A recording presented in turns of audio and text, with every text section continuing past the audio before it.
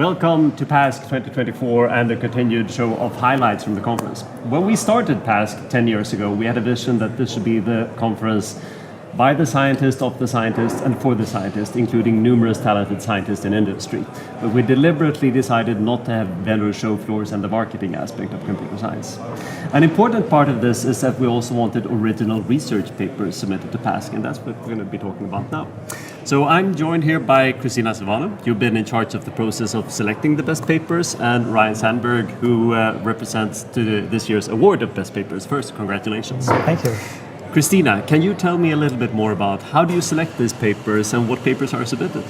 Okay, so this year in the spirit of PASC, there is this paper track where we want to select the best scientific papers for this year, and this with the spirit to be very multidisciplinary in the sense that there is a committee organized in several subtasks. Each task is dedicated to a domain area of supercomputing, and in each track there are specific chairs which are experts on the topic. And at the end of this process, we selected the set of papers that will be published and presented at the conference. And among these, we have selected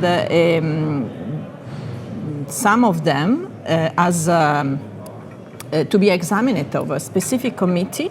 And at the end, we reached an agreement on the best paper this year that is, in the spirit of PASC again, is a typical multidisciplinary work on one specific domain discipline and working on computational and supercomputing systems. And we had a great presentation about it this morning, wonderful, both by Ryan and your colleague Axel Huebl.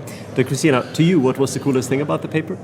It was really cool because it was mixing in a very nice way the possibilities of the supercomputing facilities and how can we really accelerate a model to be applied to a plasma physics problem in this case.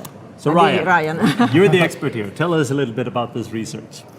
We are part accelerator scientists, part plasma scientists, and part computer scientists.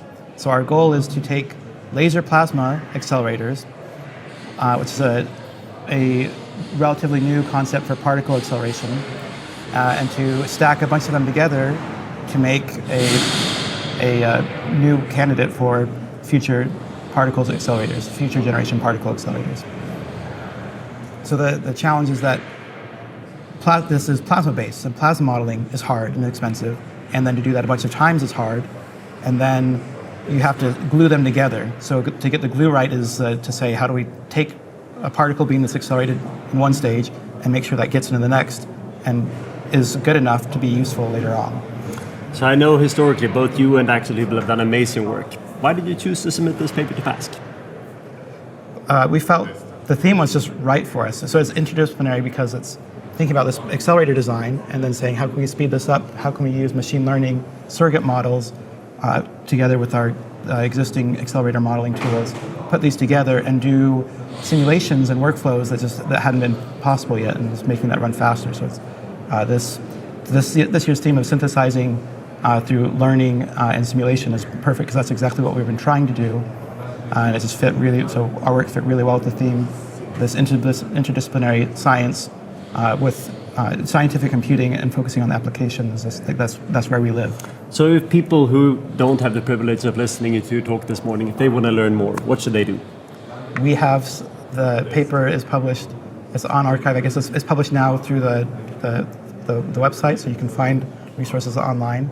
We also are open source, so all of our documentation is online and readily available. In fact, the example that we published on, so the thing that showcases all of the simulation plus the surrogate models and even the training, these are all examples that people can find through these links and download themselves and try it out. That sounds like a model of fair accessibility of both code and knowledge and science. Thank you so much for joining us, and once again, congratulations both to you and Axel.